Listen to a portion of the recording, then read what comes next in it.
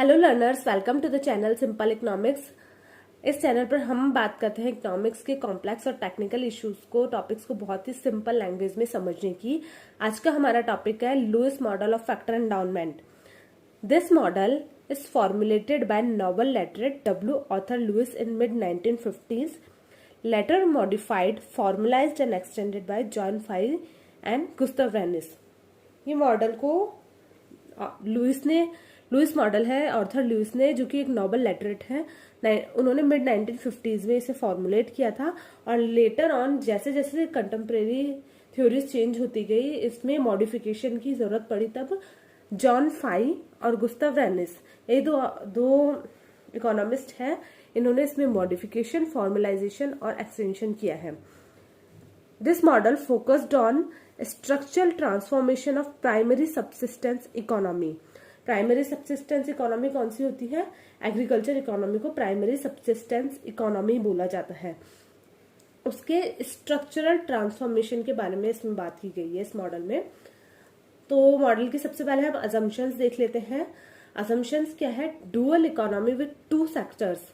To sectors कौन कौन से हैं? एग्रीकल्चर सेक्टर और modern industrial sector. Surplus labour in agriculture sector, so unlimited supply of labour.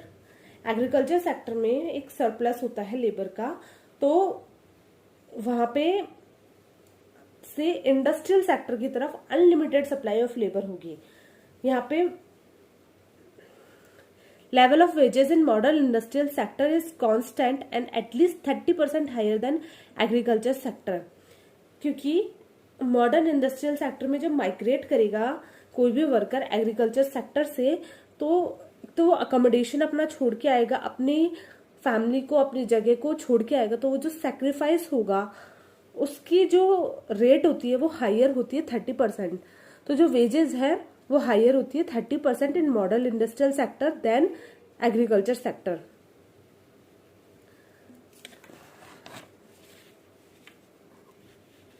Capitalist reinvest all their profit. जो modern industrial sector में capitalist है, उनको जो भी प्रॉफिट होता है वो अपने प्रॉफिट को री इन्वेस्ट कर देते हैं। And marginal productivity of labour in agriculture sector is zero. जब वहां पे सरप्लस लेबर है तो एडिशनल यूनिट ऑफ लेबर लगाने से जो हमें प्रोडक्शन में जो होगा बेनिफिट वो नहीं होगा, तो वो जो मार्जिनल प्रोडक्टिविटी ऑफ लेबर है वो जीरो ही रहेगी। And diminishing returns in modern industrial sector. Modern industrial sector में जब कैपिटलिस्ट री इन्वेस्ट कर देते हैं अपने सारे प्रॉफिट्स को, तो कॉन्स्टेंटली वो एक लेबर इनपुट या फिर एक इनपुट डालते रहते हैं अपने इंडस्ट्री में, तो वहां उनको डिमिनिशिंग रिटर्न्स मिलते हैं। डिमिनिशिंग रिटर्न्स का मतलब होता है एडिशनल या कॉन्स्टेंटली जब आप एम्प्लॉय करते हैं फैक्टर्स को, तो जो रिटर्न्स होते हैं वो कम आते हैं। मतलब शुरू में आपने कोई L1 लेबर एम्प्लॉय किया तो आपको 10 यूनिट का फायदा हुआ, तो L2 लेबर एम्प्लॉय करने से आपको 8 का ही प्रॉफिट होगा, 8 रुपीज का ही। L3 करने से हो सकता है एडिशनल 6 रुपीज का ही प्रॉफिट हो। टोटल प्रॉफिट बढ़ेगा पर जो मार्जिनल प्रॉफिट है, जो एडिशनल प्रॉफिट है, वो कम होता जाएगा। इसे डिमिनिशिंग रिटर्न्स बोलते हैं। नेक्स्ट हम देखते हैं मॉडल को। हमारा जो लुईस मॉडल है वो इस तरह दिखाया हुआ है हमने। यहाँ है मॉडर्न इंडस्ट्रियल सेक्टर और this is traditional agriculture sector. Modern industrial sector में L1 लेबर एम्प्लॉयड है, WM यहाँ वेजेस है। यहाँ WA वेजेस उससे कम दिखाई हुई है जो M वेजेस है। L1 पर जो टोटल प्रोडक्शन है वो इतना है, कैपिटलिस्ट को प्रॉफिट हुआ है, उसने उस प्रॉफिट को री इन्वेस्ट कर दिया है, तो ये जो लेबर इनपुट है वो L2 तक शिफ्ट हो गई है और हमारा जो टोटल प्रॉफिट है वो TP2 तक शिफ्ट हो गया है। फर्दर री इन्वेस्टमेंट के द्वारा L3 तक लेबर इनपुट हमारी शिफ्ट हुई है और ये जो टोटल प्रोडक्शन है वो TPM तक शिफ्ट हुआ है। ये हमारा मॉडल है मॉडर्न इंडस्ट्रियल सेक्टर का। एग्रीकल्चर सेक्टर में सेम क्या होता है? एग्रीकल्चर सेक्टर में क्वांटिटी ऑफ लेबर फिक्स रहती है, क्योंकि यहाँ पे मार्जिनल लेबर को एम्प्लॉय करने से कोई बेनिफिट नहीं होता है। टोटल प्रोडक्शन भी यहाँ पर फिक्स है कि इतना ही है। इस लेवल के बाद में जो भी है ये सरप्लस लेबर है, ये देखिए यहाँ पे मार्जिनल प्रोडक्टिविटी ऑफ लेबर 0 है, इसके आगे जो भी है ये सरप्लस लेबर है। ये अगर यहाँ से निकाल लिया जाए तो भी प्रोडक्शन में कोई फर्क नहीं पड़ेगा, और ये वाला लेबर जाता है इंडस्ट्रियल सेक्टर में 30% हायर वेजेस पे। तो this is about this model. अब फिगर यहाँ देखते हैं हम, ये इसी कोई एक्सप्लेनेशन है। Figure A, lower segment WM is wages in higher than WA। यहाँ इसी को ही एक्सप्लेन किया हुआ है नोट्स के फॉर्म में। अब चलते हैं आगे, हम बढ़ते हैं इस मॉडल के क्रिटिसिज्म को जानते हैं। तो the model assumes that surplus labour in rural areas and unlimited supply of labour, but there is little surplus labour in rural location. Model में ये अज्यूम हो रखा है कि बहुत ज्यादा लेबर है, बहुत सरप्लस लेबर है, और मॉडर्न इंडस्ट्रियल सेक्टर में अनलिमिटेड सप्लाई है, पर एक्चुअल में ऐसा नहीं होता। इतना ज्यादा सरप्लस लेबर नहीं होता है एग्रीकल्चर सेक्टर में। हाँ, वहां पे मार्जिनल प्रोडक्टिविटी 0 हो सकती है, लेबर एक्सेस में एम्प्लॉयड हो सकते हैं, या फिर डिस्गाइज अनएम्प्लॉयमेंट हो सकता है, पर इतना नहीं होता है जितना इस मॉडल में माना गया है।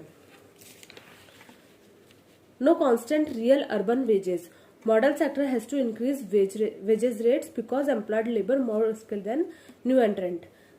इसमें ये अज्यूम किया गया है कि कांस्टेंट रियल अर्बन वेजेस होती है उस लेवल तक जब तक एग्रीकल्चर सेक्टर का जितना भी सरप्लस लेबर है वो एग्जॉस्ट ना किया जाए, पर रियलिटी में ऐसा नहीं होता है।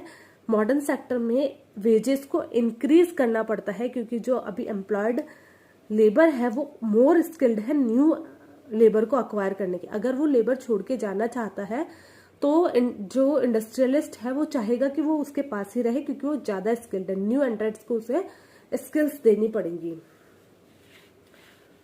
Not necessarily diminishing returns in modern industrial sector. Diminishing returns की बात हुई थी, पर ऐसा जरूरी नहीं है, डिमिनिशिंग नहीं होते, हमेशा इंक्रीजिंग भी होते हैं।